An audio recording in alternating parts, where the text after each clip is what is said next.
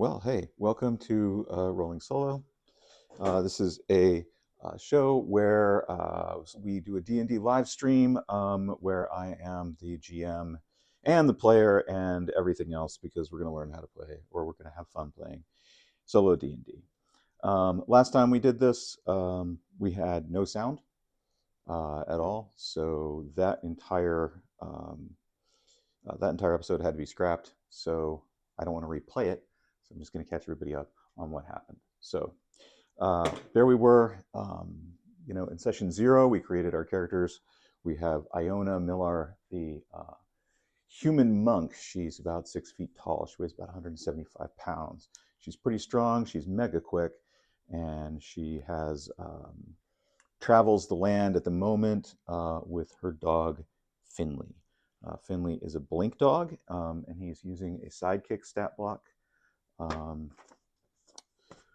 for a spellcaster. Everybody is level 1. We rolled to see a little bit about our personality and what kind of person we were. We discovered that Iona had started life kind of on the wrong side of everything and wanting to be kind of a con artist, con the wrong kind of people, had to get involved with some religious group. We hadn't decided who yet or what they do, as kind of a way to escape. So she goes, she kind of escapes her life, and now we come in and we entered with her walking across the plains. She was walking across the plains. She saw a trap. She was ambushed. She and Finley handily took care of their 2 assailants. And that was the end of episode of session 0. Session 1, we got up, we walked. Iona and Finley examined the corpses and managed to follow the back trail to the bandits' camp. While they were there, they found a brooch. On that brooch. Anyway, on that was a symbol of a grove of fruit trees. And we rolled for that, and we found out that that symbol of fruit trees has to do with a particular, and just let me get back to the campaign streams here.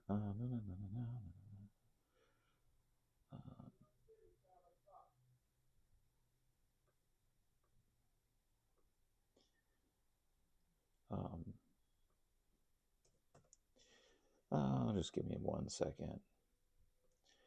Go to my campaign sessions.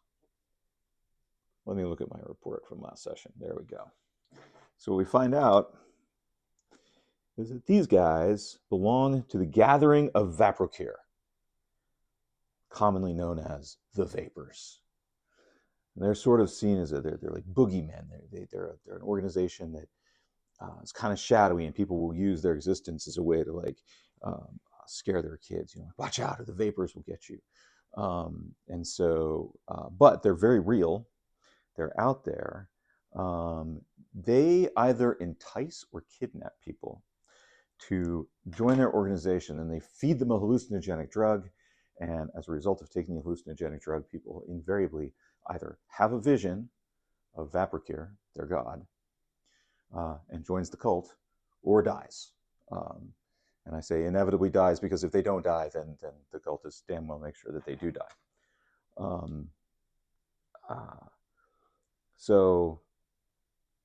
Or at least that's what we think, because you only find dead bodies and cult converts. This is an illegal group. The worship of Vaprocure is banned in the land. This would be, so we know this about our world. We ban religions, and this is one of them we do, or at least this particular cult. It could be that the worship of this god is not banned, but this particular cult is considered to be an illegal group. And we know this because we work with the children of, let's go with Yurihusha, which is actively opposed to these vapors. So our current mission is not part of this greater opposition or greater work that the group does. Our current mission is just to carry a book from point A to point B. It's a good level 1 mission. Should take us about 5 days to walk across the desert or walk across the plains. And when we arrive, we know that we will be reporting on the fact that we found these 2 guys. So that's where we are when we open today's session. We got this information. We went. We found a camp. At their camp, we went through all their stuff. And having gone through all their stuff, we discovered that who they were, and we also made some rolls to find out who we are, where we're going, because we didn't know that before. We don't even know the name of the town that we're headed towards. We don't need to know it yet. So our day 1 camp has us about, looks like 13, 14, 15, 16, 17, 18. 18 times 5 is like 180, 90. So we're like 90 miles, give or take. Hold on a second, let me get some tea. So we're like 90 miles, give or take, from our destination. And so the question is, how do we, as players and as dungeon masters, want to play this? If you were running a campaign for this, for a bunch of players, how many sessions would you be willing to burn walking across the plains, or would you want to just short circuit walking across the plains? So I think what we'll do is we will do one incident, one potential incident per day of travel. And the nature of that incident and what happens will determine how far we travel on that day. So we're going to need our 12-sided die to generate wilderness incidents, or the lack thereof. The 12-sided die system is from the Solo role-playing handbook. Why am I missing a 12? I am not. Okay. All right. So first roll, very exciting. Let's see what happens. So we wake up in the morning. We have some coffee or food or whatever. We head off with Finley. All right. What do we got here?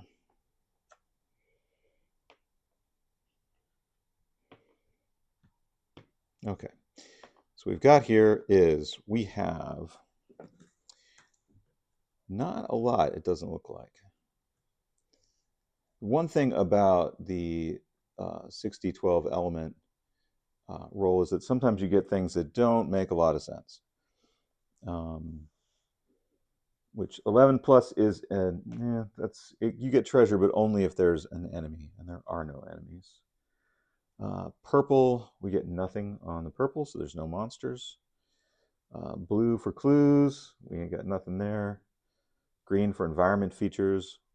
7 to 10, there's a feature of some kind. So let's go ahead and get a wilderness feature and figure out what we're heading by.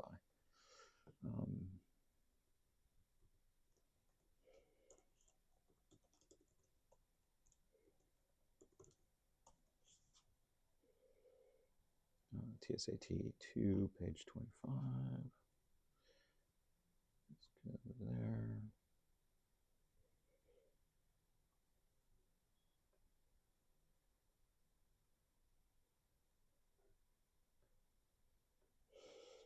And we'll roll our D100 to see what kind of features we have. So let's see.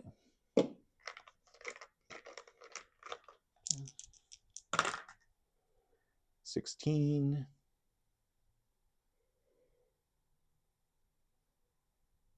A large castle. Okay.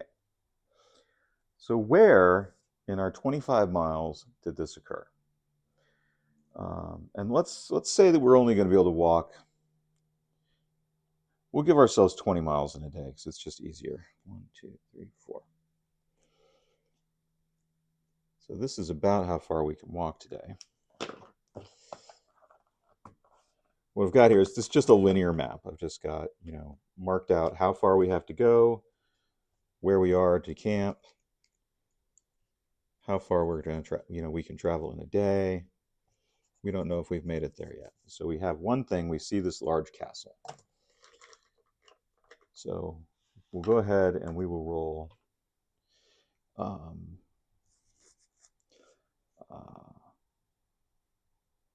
We will roll a four-sided to see where we see this. So we see this about here. We have a large castle. That's 15 miles on. I think we want to pass by. I don't think we have much interest in this. We could roll to see if we know anything about this castle and its inhabitants.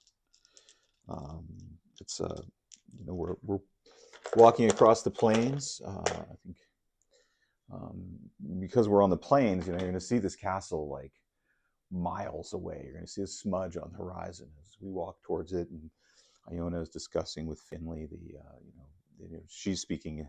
So the thing about Finley the blink dog is that blink dogs speak blink dog, and they understand Sylvan. And so Iona, she understands blink dog and she speaks Sylvan. So when they have conversations back and forth, the conversations are Sylvan, Sylvan, Sylvan, blink dog, blink dog, blink dog. So it sounds like somebody speaking to their dog in Sylvan and the dog whining back and them having a conversation like that. Because, of course, blink dogs only have dog vocal cords. So any sounds that they make are going to be dog sounds.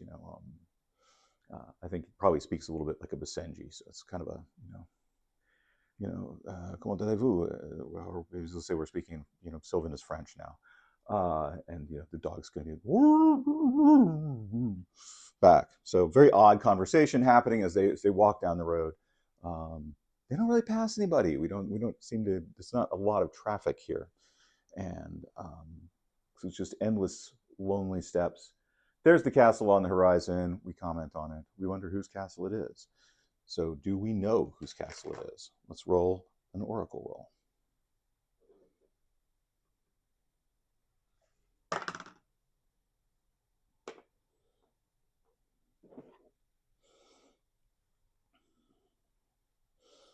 Oh, okay. So Oracle says we do know that this is information that we have. Is this someone we were preparing to avoid? Or is this something we were preparing to shelter with? 14. Yes, we were preparing to shelter with this individual.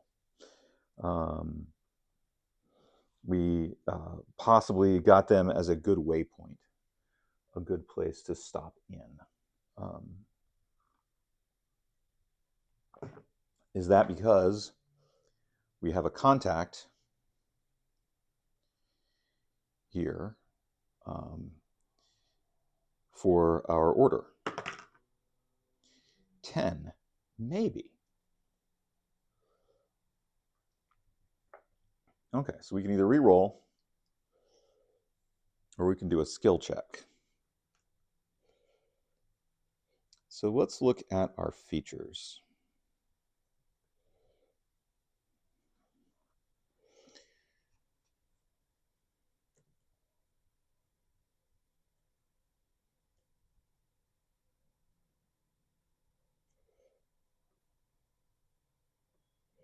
Sorry, I have a different character up. Did not do my due diligence here. That's because I actually have this up on my other browser.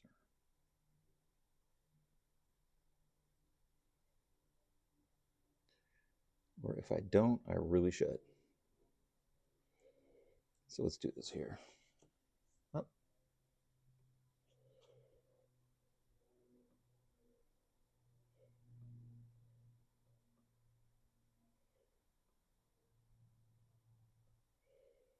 All right, let's get the Rolling Solo campaign up. Yeah, I know, scintillating stuff. But if we go ahead and look at our character sheet, our description,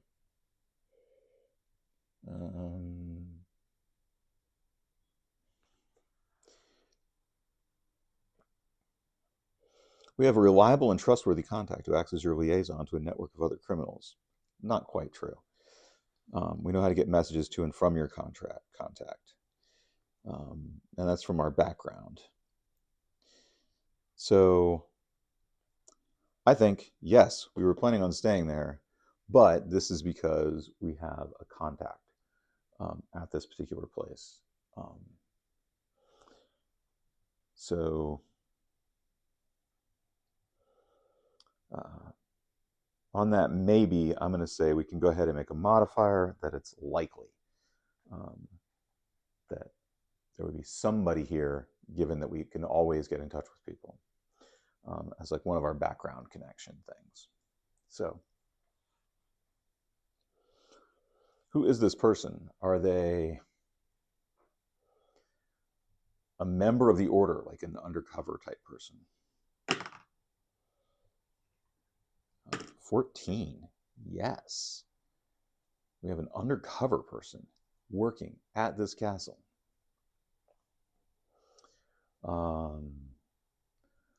Are they a member of the serving staff?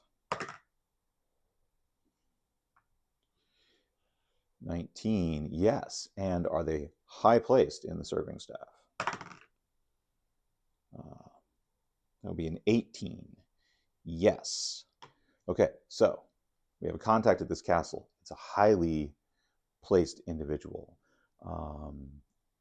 Is this a like a personal body servant to the owner of the castle? 11. What is 11? I think 11 is a yes. Yeah, but what?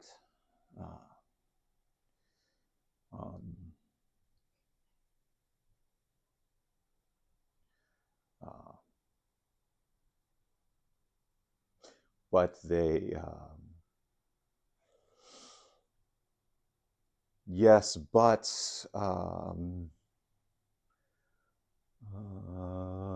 they also serve in more of a bodyguard type capacity.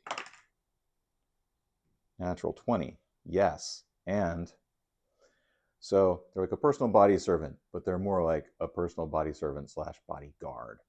Yes, and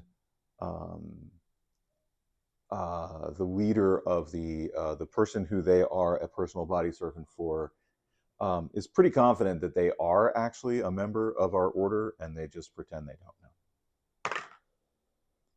And that would be a 6. So no, that's not true. So yes, and they've managed to maintain their cover. So we are going to knock on the door to the castle. We are going to go up to the castle. We are going to request we're going to request hospitality for the evening. We should be able to get that. We're a wandering traveler. Would be somewhat well, I mean, can we just like walk up and request 14? Yeah, we can.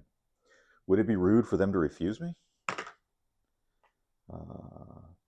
No, not particularly. Are they likely to refuse me? 2. No, they're not likely to refuse you. So it would not be rude. So I guess it's like the custom. Like they would be like, yeah, well, sure, but it would not be. It'd be. I guess it's hospitality optional. Maybe it just depends on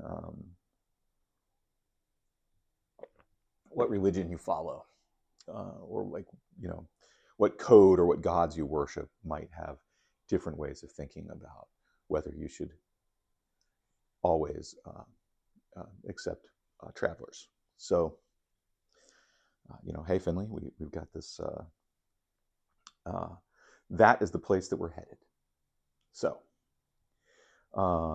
we travel. We see it on the horizon. As we pass the estate out here on the plains, I'm sure that we pass,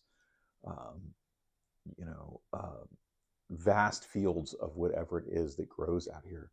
We are in the middle of freaking nowhere. Hey, is there a small town connected to this castle? It would seem like there should be. No, no, there's no small town attached to this castle. It's just a castle in the middle of nowhere. Um, is this like a military installation? Is this like a military installation? No, it's not a military installation. What's it doing here? There's no town. It's not a military installation. It's not. It's not there as like part of the crown's means of maintaining peace. Um, is it? Well, I said, is there a small town attached to it? Is there a borough of any size attached to this castle? A place that people live, etc. Um, there's a borough of some kind. Is this primarily like an industrial operation, like mining or um, exploiting some resource specific to this region? No. Well, what's it doing here? It's not. It's not. There's some kind of borough attached to it. It's not a military installation. Um, is there a crossroads? No, no, there's not even a crossroads. Okay, we can't just go with no's here and end up with nothing. There's got to be a reason this castle's sitting here.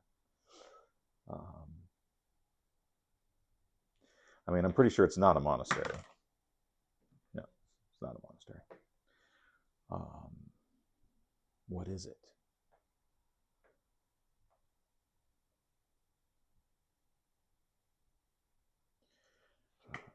It's a magical research castle. It's out here in much the same way you would have a nuclear reactor in the middle of nowhere. Yes.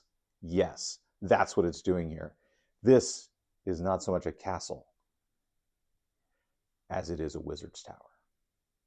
And the reason it's way the hell out here is so that no one will get injured by the wizard's tower. Why on earth would I think that I would get an overnight stay in a wizard's tower? And I can only assume that this wizard is friendly to our order. Yeah, he is. Okay, so. No, not particularly, but nonetheless, I have this expectation. So, um, um, what I'm going to do is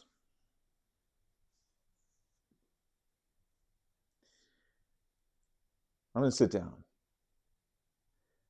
and I'm going to use my pens and inks from my forgery kit, or just that I have just as with a scholar background, or my combo background. We did a lot of stuff with background in session 0. I'm just going to write out a brief report on everything that's happening, and I will encode that report so that it is relatively easy to get this report to somebody. I'm going to fold that up. I'm going to go up and knock on the castle door. Now it's a castle, so it doesn't necessarily have a door, but it's going to have like a gate. So I walk up to the gate. Is the gate closed for the castle? No. So I walk through the castle gate. And as I walk through the castle gate, am I noticed? No. So I'll walk through the castle gate. That will get me up, into this courtyard. And in the center of the courtyard, we have the tower, the wizard's tower, that appears to be just like a big, long, low, expanded castle. But this is perhaps not what it looks like on the inside. There's nobody around. I would expect to see, no, there are people around, because there is some kind of a town or borough attached to this place, but Um,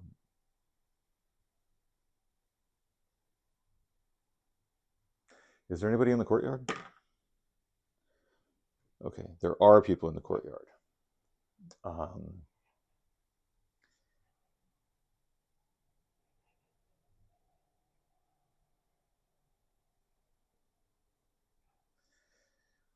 who would be in the courtyard?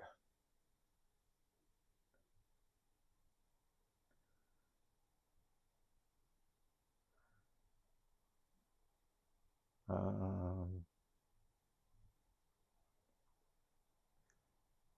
is there some kind of weird market here?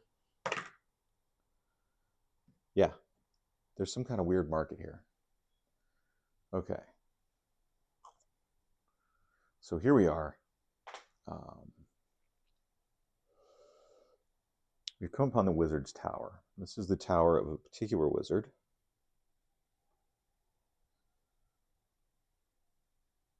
Um,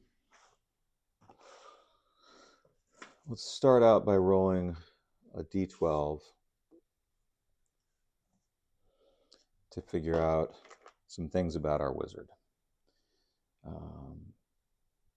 So we'll start with, okay, so our wizard is a he.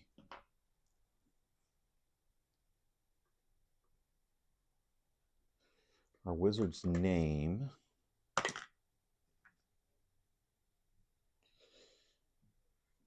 is Jacob.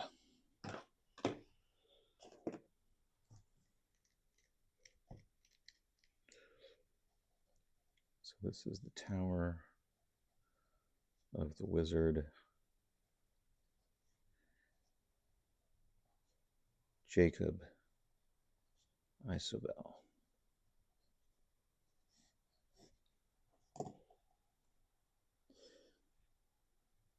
And in the courtyard of the tower of the wizard of the tower of the wizard Isobel, there is a market, and in that market,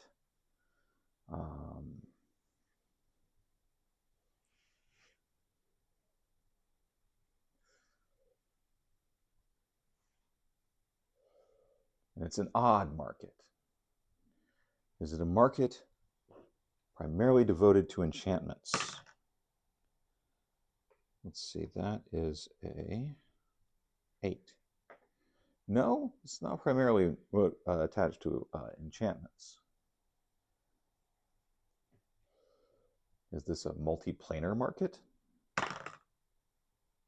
Nat 20. Yes, it is a multiplanar market. And it's quite dangerous? No, it's not dangerous at all. So, okay, this is a multiplanar market. It is I guess we can think of it as sort of like a thing that, this is a thing that Isobel has set up. And the reason he set it up is to be able to get things that he wants from different planes whenever he wants them. So he set up this neutral ground and some gates, and people can come in from different planes.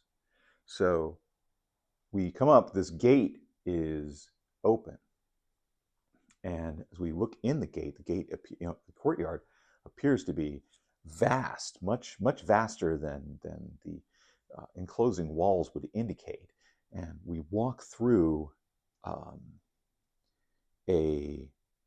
as we walk through the gate, there's a shimmer, and suddenly we get noises.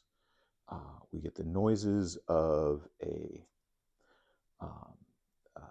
hubbub of sails and people calling out, and we look about and we suddenly see fiends and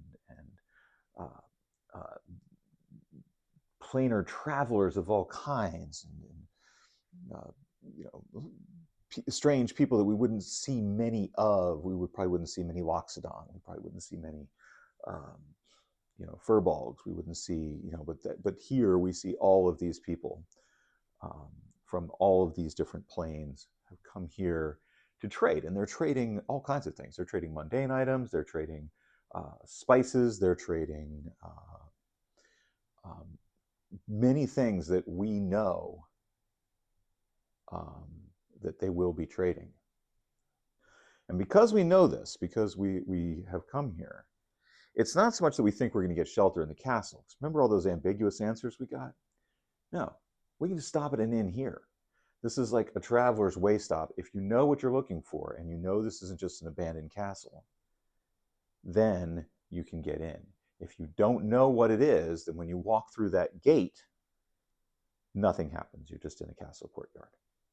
But because we have the knowledge, we're able to walk in and we appear in the great marketplace of the courtyard of the Wizard Isabel. And we will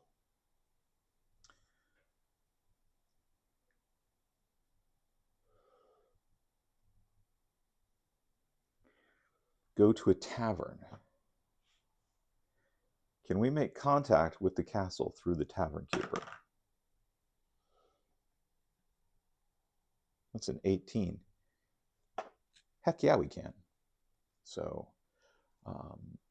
that is how we're going to handle the day. We go to the, we wend our way through the crowd. We haven't really made, don't really have a lot of money. I think we have, even after we robbed these bandits, and we did get some stuff off the bandits who killed us. We didn't rob them. They attacked us.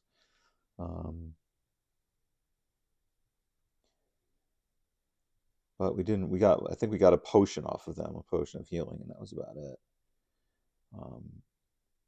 Yeah, we have 17 gold to our name. And so I think we're just going to go into the cavern, sit down.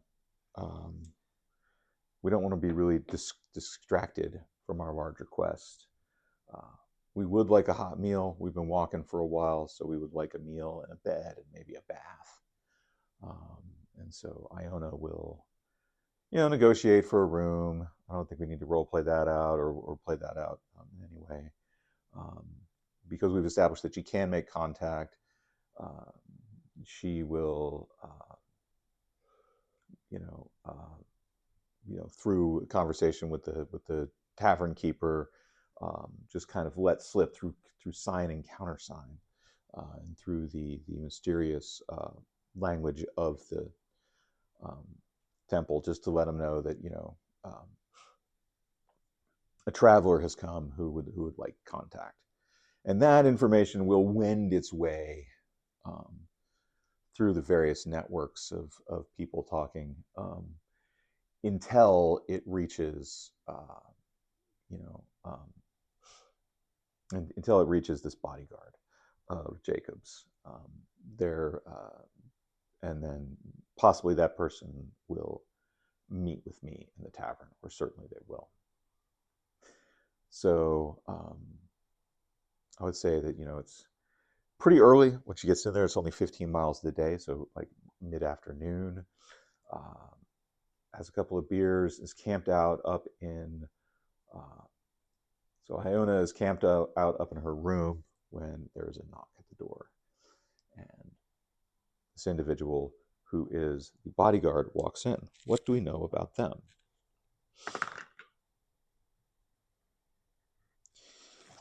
Three, this is a she, her. Her species.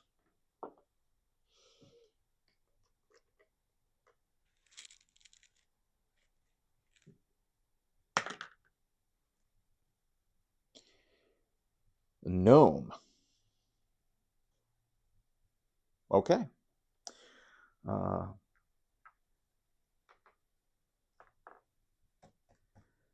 gnome. Well, what's your class then? 19.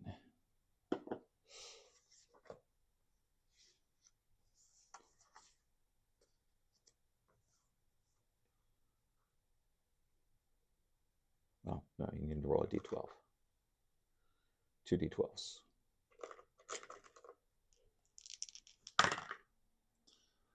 Wait. Primary, secondary. 4, 1, it's not a doubles, so a druid. That is an interesting bodyguard, a high-level gnome druid. That's who they are, and so we open the door and, oh, hi. Remember, Iona's like 6 feet. The druid comes in, and then we're not going to play out the conversation, but there's some greeting, there's some sign, there's some countersign.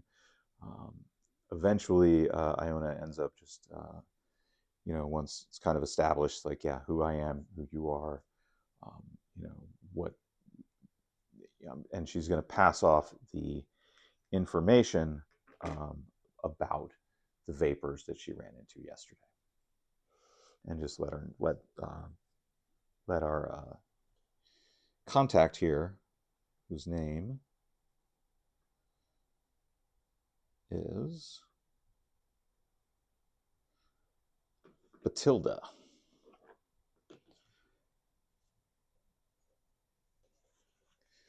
So this is our wizard bodyguard.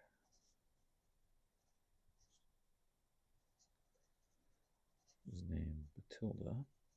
Why am I taking notes in this horrible and inefficient way? It's a terrible idea.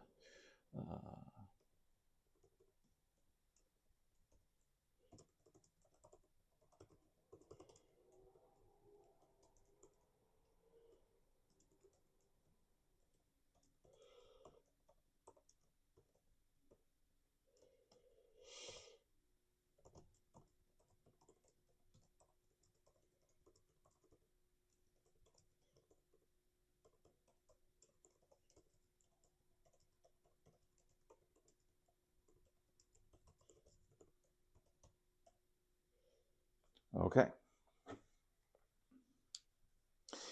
So that's all we've managed to do so far, is we've managed to have one encounter. We get this exchange done. We crash out. We have a good night's sleep. We get up in the morning. We hit the road again. There's not much to that, except that we now know a little bit more about our world, and we know a little bit more about what happened there.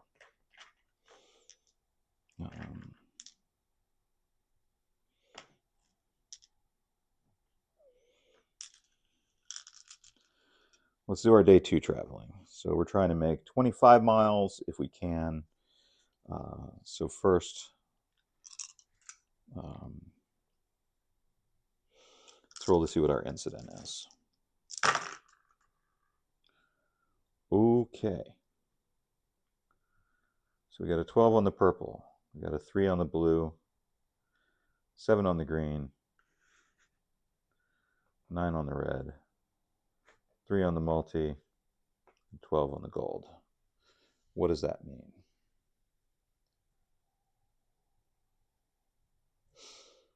Okay. Well, that 12 on the purple means a monster. That 3 on the blue means nothing. 7 on the green, there's some kind of feature. 12 on the gold, there's going to be some kind of treasure from our monster. 9 on the red means nothing. And the multicolor 3 means nothing. So let's roll on our wilderness feature table.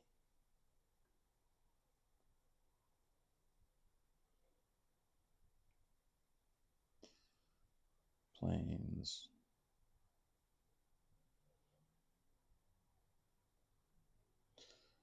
Okay, we can look at page 161. Page 61 here.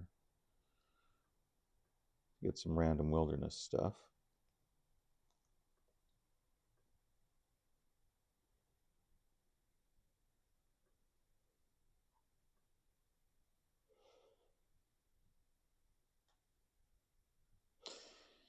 Okay, so let's see what we run into.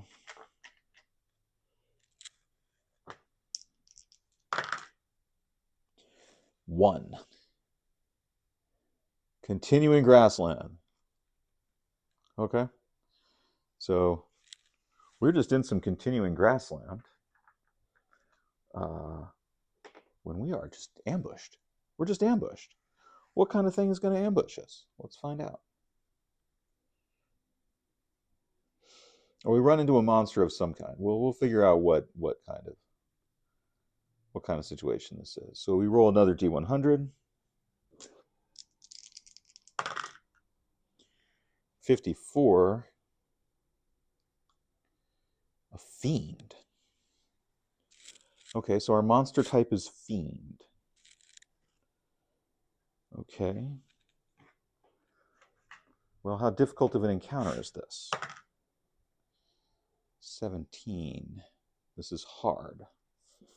Now, because we have the sidekick, we usually go with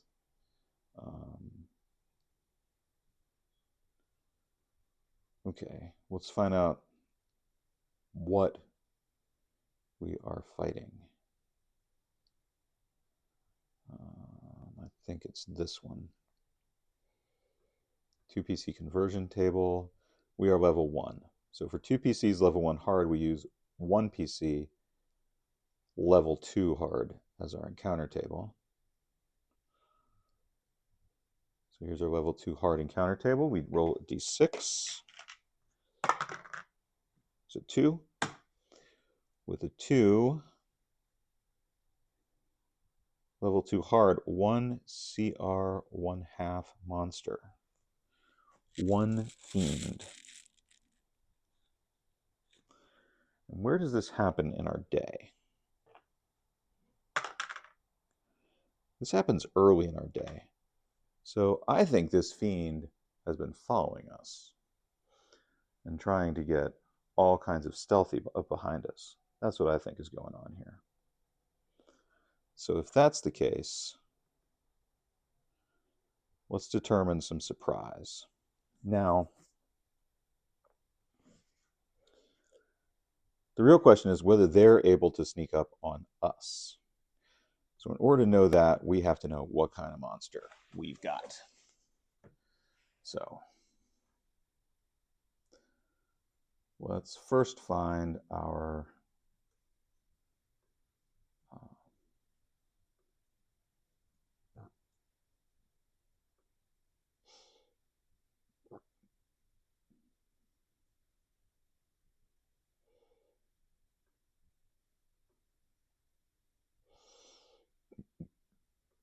okay.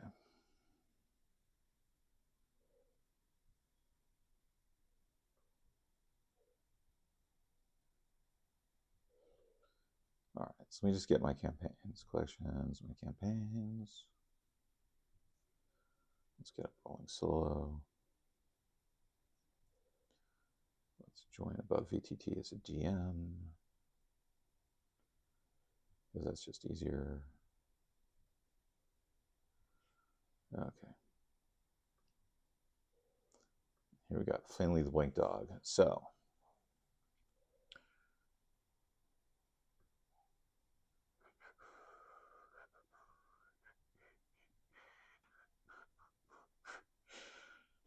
what we need to know right now is what kind of monsters do we have available. So let's go to our monsters.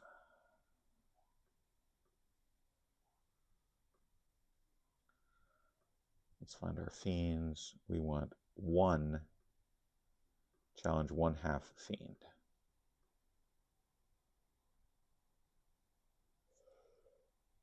And what we have is a cackler. What makes up, well, we've got 4 of them.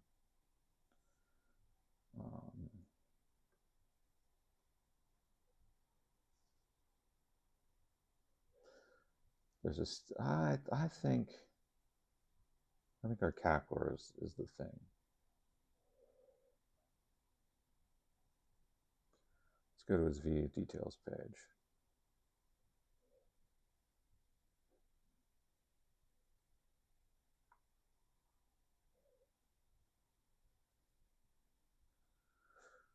Okay.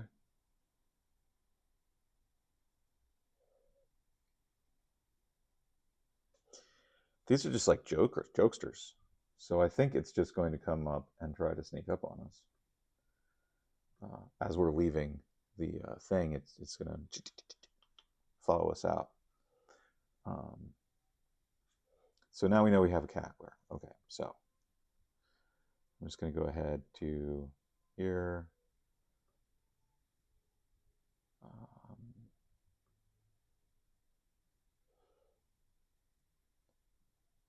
I am just going to import a basic grass grid into above VTT because I can.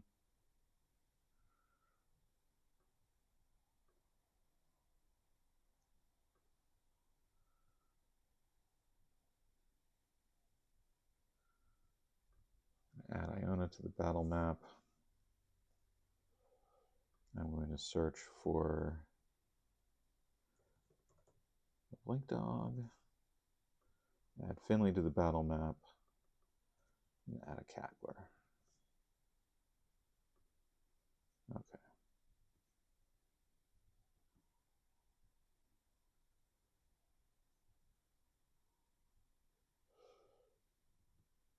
So we're just walking down the road here, minding our own business.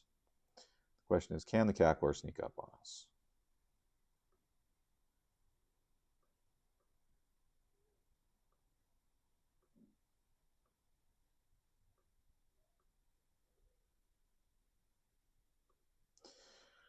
Okay. So he's just going to be a straight dex check for stealth.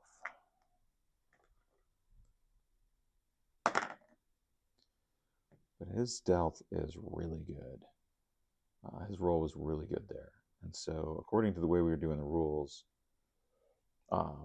this check is, can they beat our passive perception? And they got a 17 plus 2, so that's a 19. Oh, 17 plus 3, that's a 20 on their stealth check, which is way above ours. So the cackler is going to be behind us.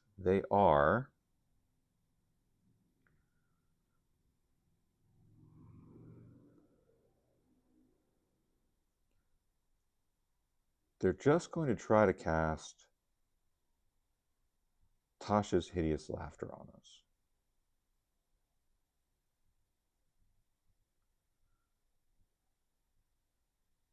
Okay. And I think what this cackler is going to do is they're going to attempt to cast Tasha's Hideous Laughter on me. So I'm walking down, and suddenly I have to make a wisdom saving throw. So let's make a wisdom save.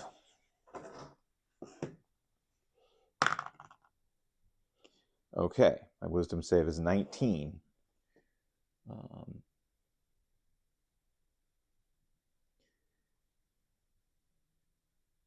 So I easily make the saving throw for this.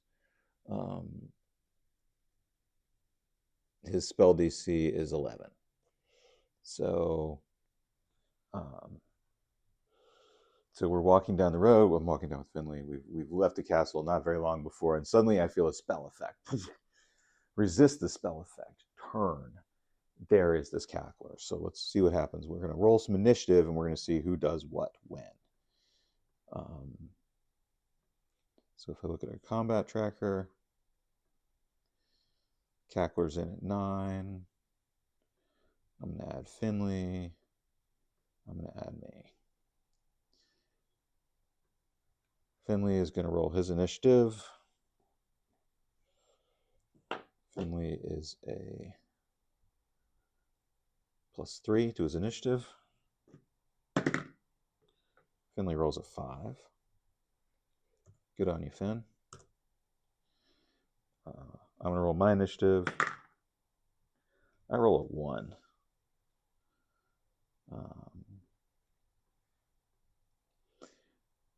I am, I think, +2 or +3 on initiative, +4 on initiative. So my initiative is 5 off that 1. So Finley and I both get a 5, but the cackler gets to go first.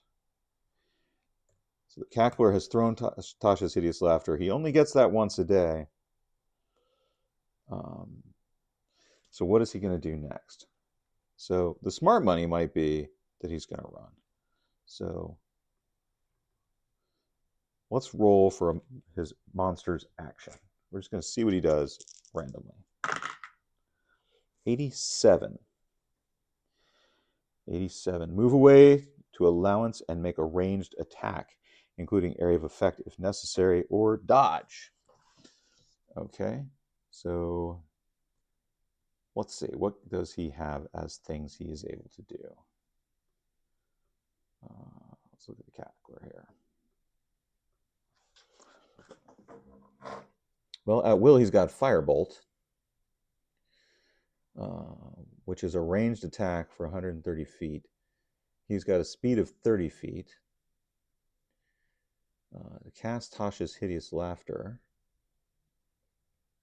he had to be within 30 feet of us.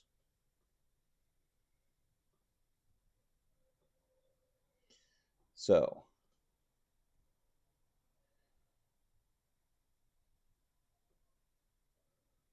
here, here. He started out 1, 2, 3, 4, 5, 6. He's going to move 1, 2, 3, 4, 5, 6. And he's going to Firebolt at who? Evens or Finley, odds are me.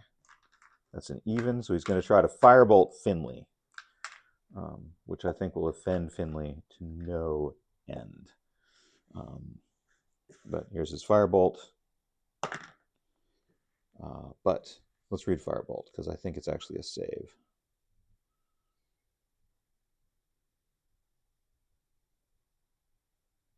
Nope, it's a ranged spell attack. So that's a ranged spell attack. What did I roll? I rolled a 16. 16 will beat Finley's armor class, which is 13. Finley will take 1d10 fire damage.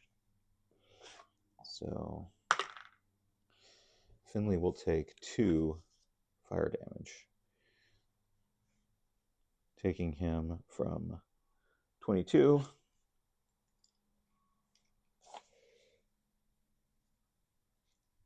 to 20. And now it is my turn. I think I have the higher dex. So this guy just showed up and threw a firebolt at me and then ran away. So I have a movement.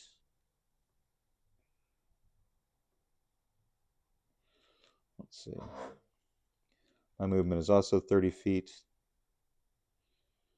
I have a dagger. I have a quarterstaff. I have no ranged weapons at all, I don't think.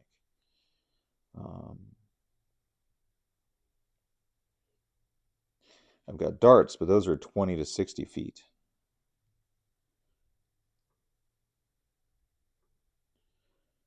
There is officially not a damn thing I can do. So, because it's a first level monk, I don't even have any martial arts at all. So, oh, I'm a human. Shouldn't I have gotten a feat? I think I should have gotten a feat. Okay, so what will we do? We're going to run. We're going to run 60 feet. And just move up next to this guy. So that's all we can do. We're going to move up here. And that's going to be our turn. Finley.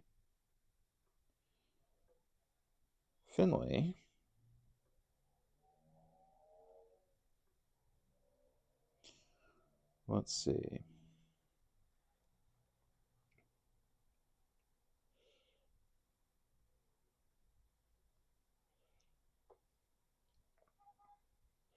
Finley can teleport and make a bite attack. And he's got a speed of 40 feet. So Finley is going to run 40 feet, 3, 4, 5, 6, 7, 8. He's going to teleport 40 feet. He's going to appear flanking this guy with me. And he is going to take a bite attack.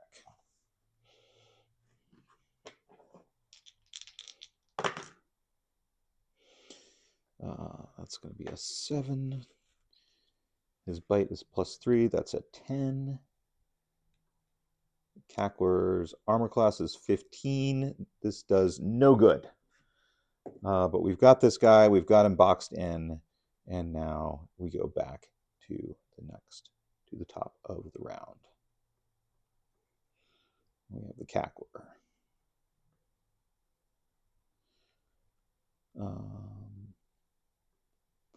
So let's see what he does. Let's go ahead and roll a D100 and see what he's going to do.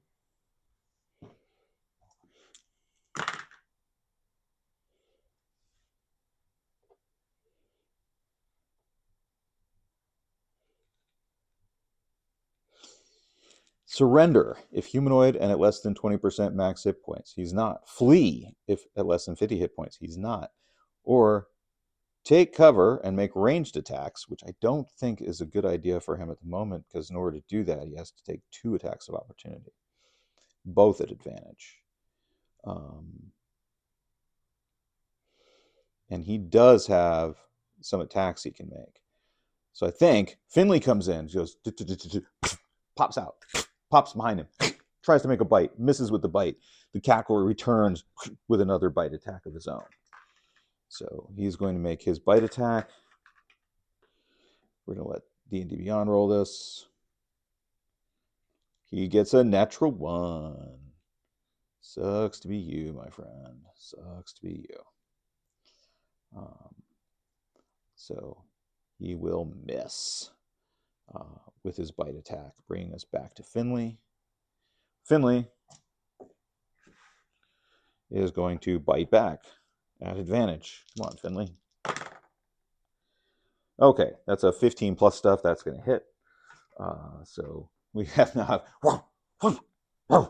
and the dog comes back with the bite and grabs him and does a little shake. He does 1d6 plus 1 of piercing damage. How many hit points does our cackler have? Let's roll for that real quick since we didn't do that before. 1d6, 2d6, 3d6, 8, 9, 10, which is how many he has standard. So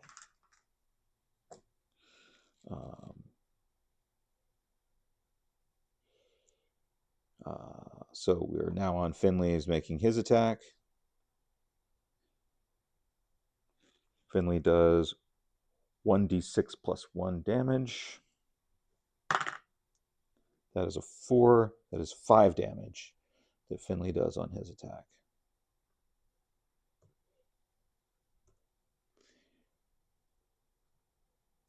So,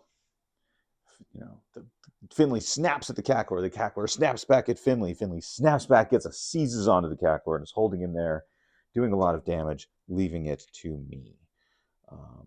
So I will go next. I'm going to make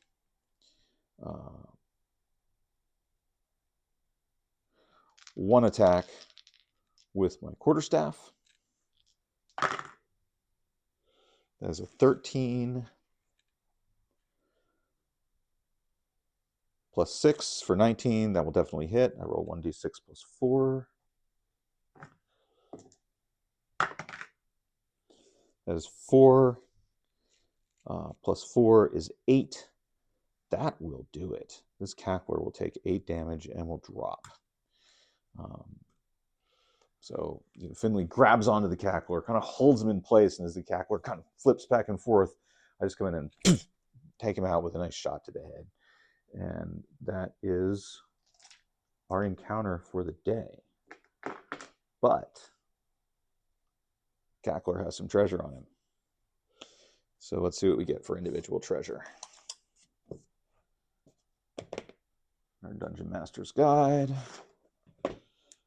Treasure.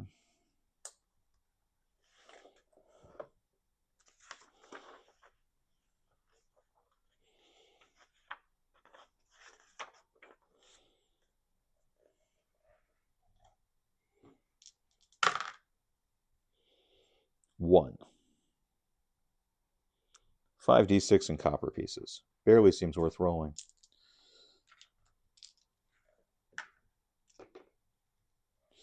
It's 4. 1, 2, 3. That's 8. 9, 10. 10 copper pieces on this dog. So Finley looks at me and says, "Whoa, you better check his pockets." I'm like, all right. Doesn't seem to have pockets. He's just got this one pouch with 10 copper pieces. I mean, really. Um, I guess that's it. That's what he had. Um,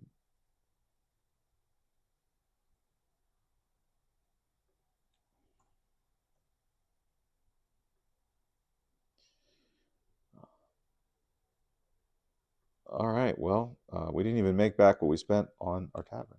Um, okay. And I think with that, we're going to say that we can make, that was a pretty fast encounter. Shouldn't have tired us out. We will make our 25 miles. 1, 2, 3, 4, 5. Camp here for day 2. Next time. Okay, so besides our cackler fight, we have nothing, right? So next time,